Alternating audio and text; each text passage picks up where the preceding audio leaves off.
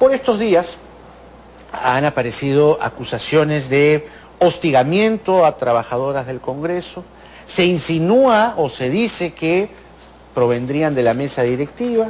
La funcionaria en cuestión es ahora la denunciada ante el Ministerio Público. Ella, a su vez, acusa de interceptación telefónica. ¿Qué está pasando en el Congreso de la República? Parece una olla de grillos. Ella, por cierto, Robinson, Patricia Robinson, lo que dice es que está prohibida vía un documento de expresar cosas del Congreso, pero ya, bueno, ha dicho todo lo que tenía que decir. Alguien que conoce muy bien el Congreso de la República por dentro es José Chevasco, que ha sido oficial mayor y que en estas épocas escribe en los diarios. ¿Ah? Gracias, Pepe, por estar aquí. Muy buenos días. Jaime. Bienvenido. Buenos días. ¿Cómo estamos? ¿Qué primer comentario puedes hacer sobre lo que estás viendo en el Congreso de la República, con la explicación que he hecho en la introducción? Más allá de los temas que podríamos explicar, menudos, el detalle, lo que me apena es cómo se deteriora más la imagen del Congreso. Claro, no estamos hablando solamente de los congresistas, sino de los trabajadores. Claro, lo que pasa es que el trabajador a veces dice, yo soy trabajador, pero ignora que él ya no es él.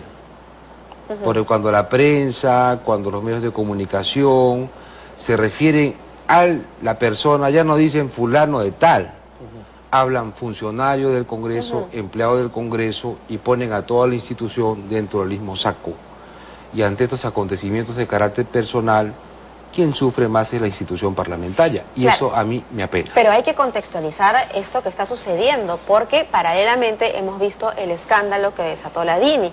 Entonces estamos hablando de interceptaciones telefónicas dentro del Congreso. No es un caso particular en realidad, sino que parece que es un modus operandi que se ha extendido hasta el Congreso. Se filtran pantallazos, se filtran correos, se filtra información que es muy personal. Claro, si juntamos lo de la DINI con lo otro que sucedió hace casi 8 o 9 meses, hay un periodo largo, me refiero a los aspectos personales y es en los casos que ha nombrado Jaime, ¿no? Son asuntos personales que se ventilan públicamente. Entonces yo creo que esos temas personales deben de quedar en el ámbito personal.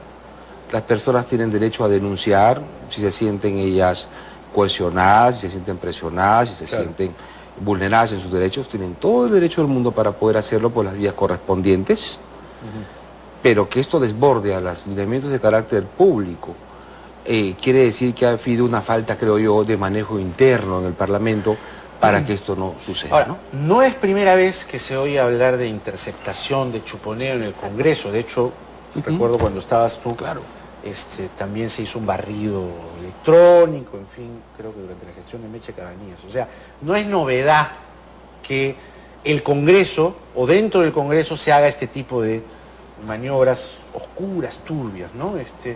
¿Por qué crees que pasa esto? Mira, yo diría que enfatizar en estos temas como una verdad, creo que también no es saludable. No hay presunciones de estas cosas. En lo que estamos analizando es una información de carácter personal que ha sido ventilada públicamente y que todo obedece también muchísimas veces al afán político que tiene el Congreso. Pero entonces no es tan personal. No, es que el problema particular en el que estamos conversando es sobre un asunto de carácter personal entre una funcionaria y 2 autoridades políticas. Estamos hablando de Víctor Isla y Ana María Solórzano. Presuntamente la señora Ana María Solórzano, ¿no? Entonces, son temas de carácter que no involucran en sí a la institución parlamentaria, pero los personajes que ahí se mueven tienen que ver con una interpretación que se involucra a toda la imagen del Congreso. Pero el tema acá es cómo hace el Congreso para despercudirse de estas cosas, porque, como te hacía la referencia de hace unos años, se suele siempre, digamos, tener como noticia protagónica en el Congreso casos de esta situación, casos de este tipo, digamos. Claro. ¿Cómo se despercude el Congreso Primero con transparencia, ¿no? Primero con transparencia. Es un punto importante porque el Congreso tiene que no solamente serlo, sino parecerlo. Así es. Y la transparencia en cuanto al manejo de sus comunicaciones tiene que estar, digo yo, a la luz de cualquier grupo político que quiere saber cómo se maneja la administración.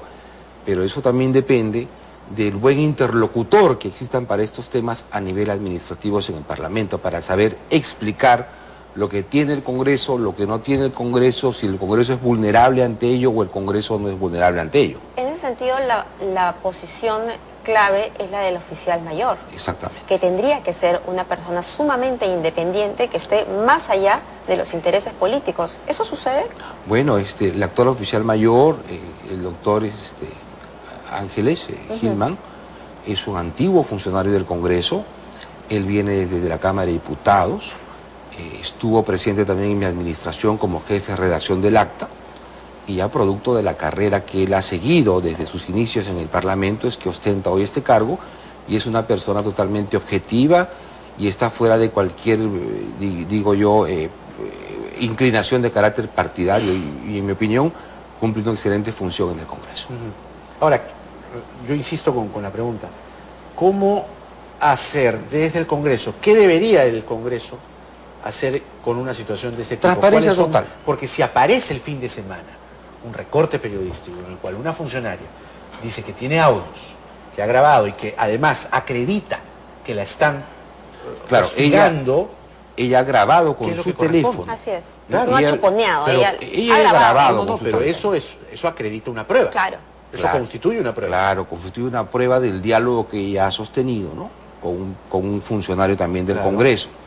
Y hasta donde yo conozco, ella ha puesto a disposición de algún medio de comunicación esta conversación privada que ha tenido. Sí. Con el propósito de demostrar que existen presiones externas para perjudicarla. Hasta ahí. El oficial mayor, ¿qué debería hacer ahí, por ejemplo? Ahí el oficial mayor lo que debe hacer es llamar a la persona, conversar con ella, evitar que esto rebase.